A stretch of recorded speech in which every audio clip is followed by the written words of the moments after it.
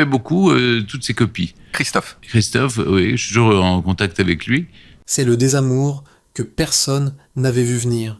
Celui d'un public fidèle, d'ordinaire si bienveillant, qui aujourd'hui dit « stop ». En cet été 2026, une colère sourde gronde dans les salons français. L'indéboulonnable Stéphane Bern est-il devenu le visage d'une intolérable overdose télévisuelle ? Pour vous, spectateur exigeant qui avait suivi les plus grandes heures du service public, le constat est amer. Il suffit d'allumer la télévision pour ressentir ce trop-plein. Peu importe l'heure, les grilles de proisiries de programmes saturent sous les rediffusions intensives de ces émissions phares. Ce qui était autrefois un rendez-vous culturel attendu est perçu désormais par ses propres admirateurs comme une omniprésence étouffante, une paresse flagrante des diffuseurs qui transforment une icône nationale en un objet de lassitude. Pour cet homme dont toute la carrière s'est construite sur la quête d'affection, Vasu Tantrong Kua Kong Chung, Kainin Katre Naitunung Ngoiham, Motrung Tanla Mo John Gyangman Vaotamli. Sentir que sa présence n'est plus un privilège mais une habitude subie crée une fêlure profonde dans sa posture d'ambassadeur du patrimoine. Les critiques ne l'épargnent plus. On l'accuse de monopoliser l'antenne, de ne plus savoir s'effacer. Mais Stéphane Bern est-il le véritable orchestrateur de cette surexposition ou le simple otage d'une institution télévisuelle en manque d'inspiration qui l'utilise comme un bouclier pour maintenir ses audiences ? La vérité est bien plus complexe et captivante que cette image d'un animateur insatiable. Ce que le public ignore en cet été 2026, c'est que ce marathon médiatique dissimule deux secrets majeurs qui s'apprêtent à bouleverser votre regard sur lui. Tout d'abord, cette omniprésence est le prix d'un sacrifice financier personnel colossal, une course contre la montre invisible pour éponger des dettes massives contractées pour sauver de la ruine un monument historique dans le Perche. Ensuite, ce refus de reculer marque le point de départ d'une véritable révolte intime. Poussé dans ses retranchements, Stéphane Bern a trouvé la force de s'affranchir des diktats du passé et de l'opinion publique grâce à l'équilibre affectif trouvé auprès d'un homme de 20 ans, son cadet. Une métamorphose psychologique profonde qui lui donne aujourd'hui le courage de lever le menton et de lancer à ses censeurs. Tant pis pour mes détracteurs. Comment un homme si attaché aux convenances et au respect des institutions a-t-il pu être acculé à un tel point de rupture et de défi ? Pour mesurer la gravité de cette crise, il nous faut comprendre où le vernis de l'unanimité a commencé à se fissurer. Pour découvrir la genèse de cette transformation et comprendre comment l'éducateur s'est mué en rebelle, nous devons explorer le jour où Stéphane Bern a tenté de briser son propre moule, essuyant alors sa première grande blessure publique, l'apparition du phénomène Jason Byrne. Pour comprendre la cuirasse que Stéphane Bern s'est forgée face aux critiques de cet été, il faut impérativement revenir au mois d'août 2022.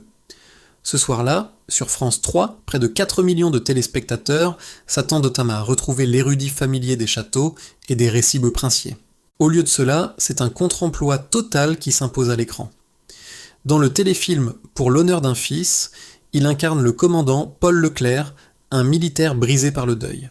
Dans une scène clé, conçue pour être le sommet dramatique de l'œuvre, son personnage manipule son smartphone pour diriger un drone militaire afin de dénouer une situation de crise. Pour les fidèles de la chaîne, le choc est profond, voir cet homme de culture, d'ordinaire si attaché à la solennité du passé, adopter les postures d'un héros de film d'action moderne, crée une dissonance insoutenable. En quelques heures, la surprise se mue en une déferlante de sarcasme numérique. Le verdict d'Internet tombe, glacial, sous la forme d'un sobriquet qui va lui coller à la peau. Jason Byrne, référence ironique au célèbre agent secret hollywoodien. Du jour au lendemain, l'homme décoré par la reine Elisabeth II se retrouve transformé en mème, une caricature virale livrée au cynisme de la culture populaire. Derrière l'apparente superficialité de ces moqueries se joue un drame intime beaucoup plus violent. Pour un homme de sa génération, dont l'éthique repose sur la dignité de la fonction et la rigueur du verbe, ce face-à-face avec la gratuité des attaques virtuelles est une épreuve douloureuse. Ce réseau social, qu'il décrira plus tard comme un déversoir de haine, où le dénigrement fait office de divertissement, brise l'illusion de l'unanimité. C'est une profonde crise de légitimité qui s'installe. Alors qu'il cherche à explorer de nouveaux territoires artistiques par la fiction, le public le ramène de force à son rôle exclusif de passeur d'histoire. Pourtant, Stéphane Bern choisit la confrontation directe, armé d'une amertume manifeste, mais d'une dignité intacte. Sa réponse, confiée au magazine Téléstar, résonne comme un cri du cœur face à ce qu'il perçoit comme un procès d'intention injuste. Il y a une part d'injustice là-dedans. Pourquoi me reprocherait-on ça à moi, sachant que je joue ce qu'on me demande de jouer, et qu'avant d'arriver sur les écrans, cela a été validé par de multiples personnes, y compris par l'armée. Dans cette réplique, l'animateur refuse d'être le bouc émissaire d'une mise en scène qu'il n'a pas dictée. En rappelant l'aval des plus hautes instances militaires, il tente de restaurer la respectabilité de sa démarche. Cette blessure numérique va agir comme un véritable déclic. Il comprend que l'espace virtuel obéit à des règles de destruction instantanée des réputations et décide dès lors de placer une distance salutaire entre ses attaques et sa propre estime. Mais cette résistance face à la rue numérique n'est que le premier acte d'un conflit beaucoup plus feutré. Car si le grand public salue son talent de conteur, une partie de l'élite historienne du pays, menée par des figures académiques rigoureuses, ne lui pardonne rien. Pour ces gardiens du temple universitaire, le succès de Secrets d'Histoire est une anomalie qu'il faut combattre. Le reproche fondamental est lourd de sens. On l'accuse de propager un roman national obsolète, une vision de l'histoire nostalgique et profondément centralisée. Pour ses détracteurs les plus sévères, ces émissions ne sont qu'un récit à la papa, une focalisation excessive sur les alcôves royales, les intrigues de cour et les secrets d'oreiller des monarques, au détriment des réalités économiques, des luttes sociales et de la vie du peuple souverain.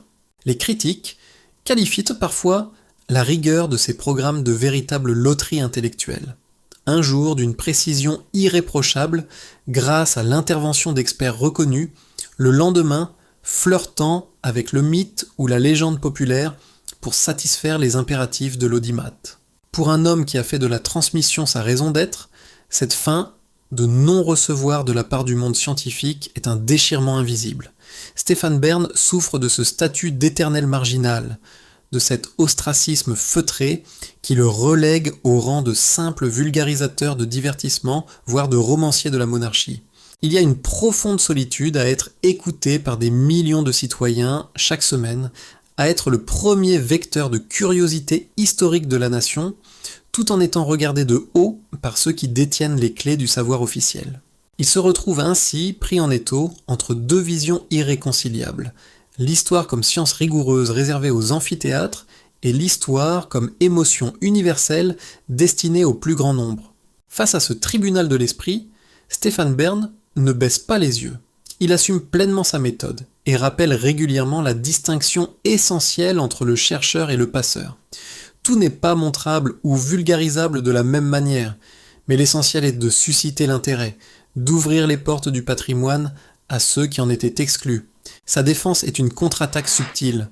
Il accuse ses censeurs de s'enfermer dans une tour d'ivoire stérile, incapable de faire vibrer le cœur des Français pour leur propre passé. Pour lui, vulgariser n'est pas trahir, c'est faire vivre. Ce sentiment d'incompréhension et d'isolement ne va pas tarder à modifier sa trajectoire. Se sentant contesté par l'élite intellectuelle et constatant que sa propre hiérarchie au sein du service public ne le défend que tièdement face à ses attaques, l'animateur commence à nourrir une rancœur silencieuse. Une frustration qui va le pousser, au début de l'année 2026, à prendre une décision radicale. Pour prouver son indépendance et bousculer un système qu'il juge devenu trop frileux, il va accepter de franchir une ligne rouge idéologique en s'aventurant là où personne, absolument personne, ne l'attendait. Le choc est alors total pour son public traditionnel. Pour affirmer sa liberté face aux institutions qui le brident, Stéphane Bern s'apprête à délaisser la gravité de l'histoire pour entrer dans l'arène la plus déconcertante de la télévision commerciale. Au début de l'année 2026, le paysage audiovisuel français subit un véritable séisme. Les téléspectateurs découvrent avec stupéfaction que Stéphane Bern, la figure de proue du service public, s'apprête à fouler le parquet de danse avec les stars sur TF1, la grande chaîne privée concurrente. Pour son public historique, la rupture est brutale. Comment cet homme de culture, habitué à la solennité des commémorations nationales, peut-il accepter de se prêter au jeu d'un divertissement aussi populaire et commercial ? Pour vous, qui l'avez suivi pendant des décennies, le sentiment de déception est alors palpable. Beaucoup y voient qu'une erreur de trajectoire, une déchéance de son statut d'icône intellectuelle au profit d'une exposition futile. Voir un homme de plus de 60 ans s'exposer au jugement d'un jury sur ses performances physiques semble presque à contre-emploi. Les critiques fusent, a-t-il vraiment besoin de cela ? Est-ce une quête désespérée de popularité auprès d'un public qui ne le connaît pas ou une dangereuse banalisation de son image ? Pourtant, derrière ce choix, qui ressemble en apparence à un égarement médiatique, se cache une stratégie psychologique beaucoup plus profonde et vindicative. Ce pari fou n'est pas une simple récréation, c'est un acte de rébellion politique dirigé contre sa propre maison, France Télévisions. Depuis plusieurs saisons, Stéphane Bern ressent de manière diffuse le poids du jeunisme qui s'empare des directions des chaînes publiques. Il voit ses confrères et consoeurs de la même génération être doucement poussés vers la sortie ou marginalisés au nom d'un renouvellement des visages, un processus nécessaire mais parfois cruel. En coulisses, les avertissements de figures amies, comme Laurence Boccolini, résonnent comme un rappel à la réalité. Dans ce métier, la fidélité des institutions est une illusion. Dès lors, participer à l'émission phare de TF1 devient une contre-attaque magistrale. C'est une façon d'envoyer un message d'une autorité absolue à ses dirigeants. Si vous ne reconnaissez pas ma juste valeur, je suis prêt à rejoindre le camp d'en face pour prouver mon pouvoir d'attraction. Bern utilise l'arène du divertissement pur pour prouver qu'il est encore un aimant à audience, un homme libre que personne ne peut enfermer dans une case. Bien sûr, l'aventure sur le parquet se solde par une élimination précoce, ses pas de danse trahissant la fragilité du débutant. Mais l'essentiel était ailleurs. En osant égratigner son image sacrée, il a brisé les chaînes de la bienséance qui l'étouffaient. Ce coup d'éclat médiatique et cette audace de tout envoyer valser n'auraient pourtant jamais été possibles sans une transformation intime, une libération émotionnelle survenue loin des caméras, dans le secret d'une rencontre qui a redéfini ses priorités. L'animateur rigide laisse alors la place à un homme métamorphosé. Pour comprendre d'où vient cette force nouvelle de défier les bien-pensants, il nous faut pousser la porte de sa vie privée et découvrir l'impact de l'homme qui a brisé ses vieux démons. Pour comprendre d'où vient cette audace nouvelle, cette capacité à regarder la tempête médiatique de l'été 2026 avec un sourire presque ironique, il faut quitter définitivement les plateaux de tournage et pénétrer dans l'intimité d'une reconstruction psychologique. L'explication n'est pas à chercher dans une stratégie de communication savamment orchestrée, mais dans une métamorphose intime qui a brisé des décennies de chaînes invisibles. Stéphane Bern a longtemps vécu sous le poids d'un syndrome que les psychologues connaissent moins bien, le dolorisme, cette croyance ancrée que la vie est une succession d'efforts sacrificiels et que le confort spirituel ou matériel doit se mériter au prix d'une culpabilité permanente. Nourri par une éducation stricte où le sens du devoir l'emportait sur l'épanouissement personnel, l'animateur confessait lui-même avoir longtemps fonctionné avec l'idée qu'il y avait un loyer à payer sur Terre et que le bonheur simple lui était interdit. S'accorder du répit, refuser un projet ou même s'offrir un intérieur chaleureux lui semblait excessif, presque coupable. C'est cette exigence disproportionnée envers lui-même qui l'a poussé, pendant des années, à accepter cette omniprésence à l'antenne, à chercher constamment la validation dans le regard des autres, quitte à s'épuiser sous le poids des grilles de programme. Mais en 2021, une rencontre vient faire basculer ce système de pensée rigide, celle de l'entrepreneur Yori Bayeres. Cet amour que l'animateur n'attendait plus va agir comme un puissant vecteur de libération. Avec 20 ans de moins, Yori apporte un regard neuf, dépouillé des complexes de la télévision d'autrefois et des jugements de la bourgeoisie traditionnelle. Dans les colonnes de La Tribune Dimanche, Stéphane Bern s'est livré à une confidence rare et d'une grande lucidité sur ce bouleversement. Avec ses 20 ans de moins, il porte un œil neuf sur mon image et m'apporte une énergie positive qui me fait du bien. Avec lui, je me sens plus jeune qu'avec un lifting. J'ai longtemps été doloriste. Yori m'oblige à remettre tout cela en question. Cette phrase n'est pas une simple déclaration romantique, c'est l'aveu d'une véritable révolution thérapeutique. En obligeant l'animateur à questionner ses mécanismes de culpabilité, son compagnon lui a offert la plus puissante des armures, l'acceptation de soi. Pour la première fois de sa vie, Stéphane Bern ne cherche plus à s'excuser d'exister ou d'occuper l'espace. Il a compris que les critiques anonymes et les attaques des censeurs n'ont d'emprise que sur ceux qui doutent de leur propre légitimité. C'est précisément ce détachement protecteur qui explique son attitude en ce mois de juillet 2026. L'homme qui craignait autrefois le moindre désamour est devenu un esprit libre, capable de hiérarchiser ses priorités. Le bonheur privé a définitivement pris le pas sur la quête d'une unanimité impossible. Fort de cet équilibre, il est désormais prêt à livrer sa réponse finale, non pas en fuyant ses responsabilités, mais en réaffirmant son autorité là où son histoire a commencé. Le dénouement de cette crise est désormais proche.